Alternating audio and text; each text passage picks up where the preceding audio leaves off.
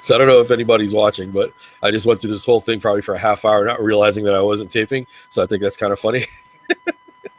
Only I could do something so dumb. But here's what I was talking about. I was talking about deja vu. The reason it came into my mind was I was at work, and I experienced deja vu. I haven't had it for a long time. It was really weird, but it made me start thinking about things. I was like, "Whoa, that was pretty intense," and it was like something. When you have deja vu, it's like it has happened, but it hasn't happened type of thing, but it's happening at that moment.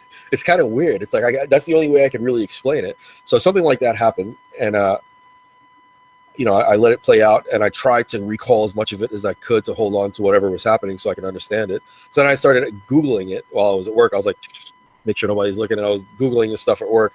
When I Googled deja vu, I came up with this article, which I will, you can type in like, scientists, new science discoveries and deja, what deja vu is. And you'll, if you Google that, you'll get there's a bunch of articles on it. And there's a scientist, his name is O'Connor. So him and his colleagues got to working together, and they wanted to devise a technique to artificially trigger deja vu, right? And then they wanted to put an MRI on the participant's brain and do an MRI on the participant's brain to find out what part of the brain was working, what was happening in the brain. Was it the memory, the part of the brain that uses memory, or was it the frontal cortex that we use for decision making? So they devised a technique where they came up with a few different words, like there was bed, pillow, dream, and night. These were all the words they used. So they asked them, were there any words starting with S? They said no. But later on, I don't know how long after, they were asked again, and they added the word sleep in there somehow. So sleep was a word that connected actually all of these words, but it wasn't in the 4 words that they originally gave. But people continuously remembered the word sleep. Of course, that's kind of inducing a memory. I don't think it's the exact same thing as deja vu. As a matter of fact, I think it's a very poor explanation of deja vu, because if you've experienced deja vu like I have, it really almost is almost like in the movie in the Matrix, like when they had the cat happening. Hey, wait a second, I thought I just saw that same thing happen. So I always say it's like it happened, but it hasn't happened, but it's happening. So that's the only way I can explain it for myself. So, with that in mind, I don't think that word association that they created, the scientists created, O'Connor and his colleagues, pretty much figured out what deja vu is, because it's not just a word association. I mean, you're in a memory of time and space and something that's happening, an event. So it's much more than just 4 words. So there's much more parts of the brain activated at that point when deja vu happens. But too bad we can't pinpoint accurately when deja vu is happening to have an MRI over your brain to scan the brain and find out exactly what happens during that event when you have the deja vu. Then again, deja vu might not be something of a physical nature at all. It may be something of a much more, either, what I want to use the word, I would say either quantum experience and or spiritual experience, however you want to look at it. The reason I say quantum and spiritual is that I kind of, when it happens to me, I always like to speculate on things, and I did this a little while ago, and I thought about it. I said that when we have deja vu, like I said, it's like it's happened, but it hasn't happened yet, but it's happening. So you have this moment that has all these dimensions to it all at once. That's a weird ass feeling, you know what I mean? So there's something really odd about that. I don't think the word association really fulfills what that means to us, because you can think of a time that you had deja vu. It's much more than just that word association. It has to be. To me, if 2 worlds, parallel dimensions, are very similar. There's a very slight difference between them. With what we know of quantum computing, with the company D-Wave that created the quantum computers, which I spoke about in the other video that I did, and quite a few other videos that I did. Even the physicists and the quantum computer engineers, I call them, don't fully understand what's happening, but they do know that there's parallel dimensions, parallel universes that the supersymmetry takes place in, right? So that's how the bits are able to stay in 1 and 0 simultaneously. So if we keep that in mind, What if when we have that moment of deja vu, what if that's a moment that our consciousness goes into supersymmetry? Think about that. What if our consciousness goes into supersymmetry at that moment? It's like a slipstream of consciousness, and we're in two places at once. But to take it even further, what if these two places, because of what's going on with CERN and what they're doing with the quantum world now, what if these two dimensions started to merge? How would we know? What would happen? What would be the effect? I just used a keyword.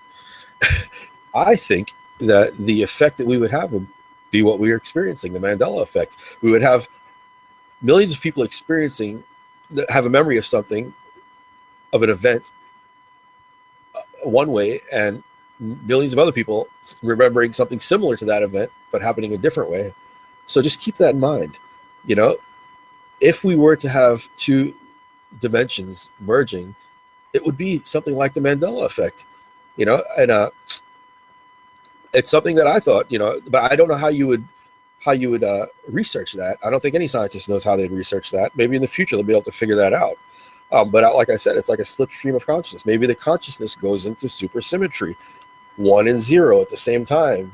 We're existing in two places at once. That's what happens.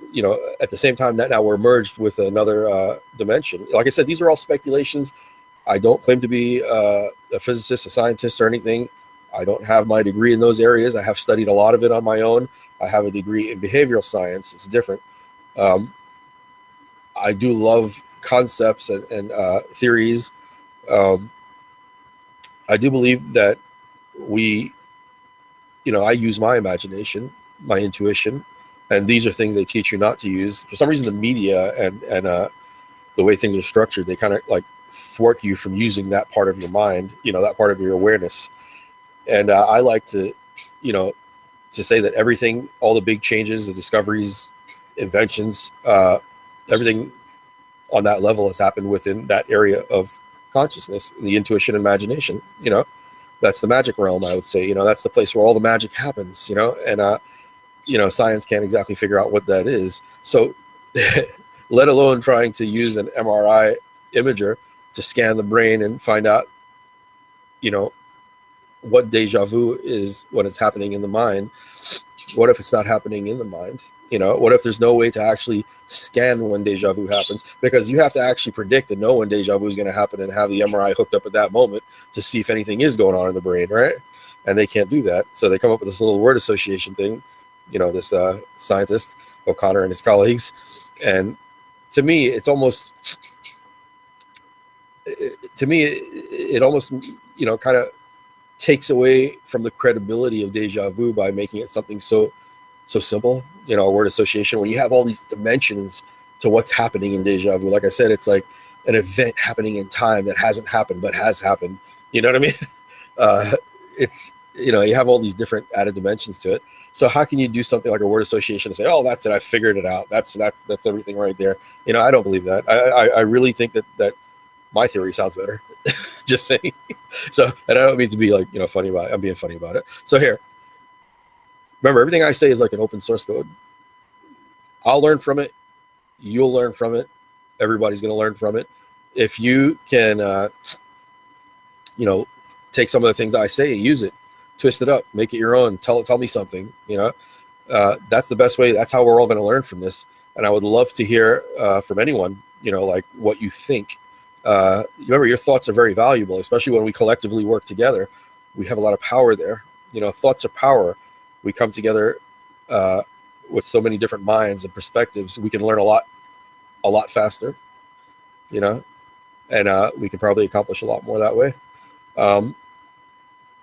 I'll probably make a video again when another revelation hits me, but this one was pretty interesting. I hope that you enjoyed the idea of a slipstream consciousness, or the supersymmetry of consciousness, and the merging of two dimensions, and the effect. The Mandela effect would be proof to me that we've merged. So something to think about logically. I don't know if anybody else has put it that way, but supersymmetry of consciousness is what this video will be called. I should go and rename it now. But I'm not feeling too well. I'm going to go rest. I just wanted to throw this out there to you guys, and I'll be making another video. And there goes my dog Nundy sleeping in the back there. Look at him, the big lug. He's all passed out. Anyway, I'm going to go give him a big hug in a minute. and wake them up, start fighting with them.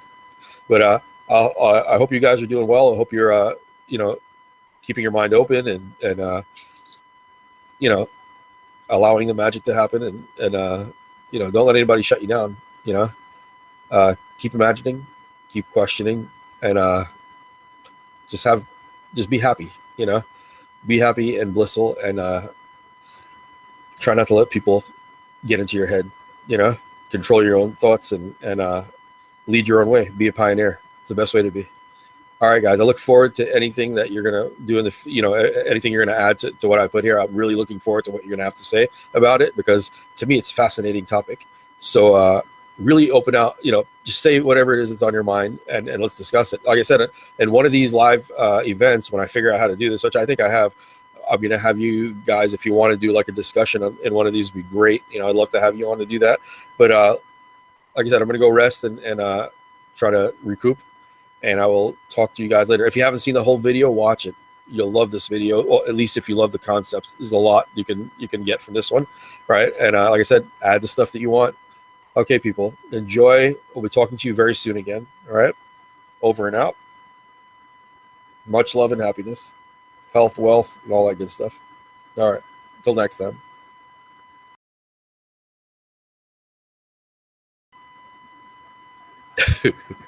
So I don't know if anybody's watching, but I just went through this whole thing probably for a half hour, not realizing that I wasn't taping. So I think that's kind of funny. Only I could do something so dumb. But here's what I was talking about. I was talking about deja vu. The reason it came into my mind was I was at work, and I experienced deja vu. I haven't had it for a long time. It was really weird, but it made me start thinking about things. I was like, oh, that was pretty intense. And, you know, it was like something, you know, when you have deja vu, it's like it has happened, but it hasn't happened type of thing, but it's happening at that moment. It's kind of weird. It's like, that's the only way I can really explain it. So something like that happened. And, you know, I let it play out, and I tried to recall as much of it as I could to hold on to whatever was happening so I could understand it. So then I started Googling it while I was at work. I was like, make sure nobody's looking. And I was Googling this stuff at work.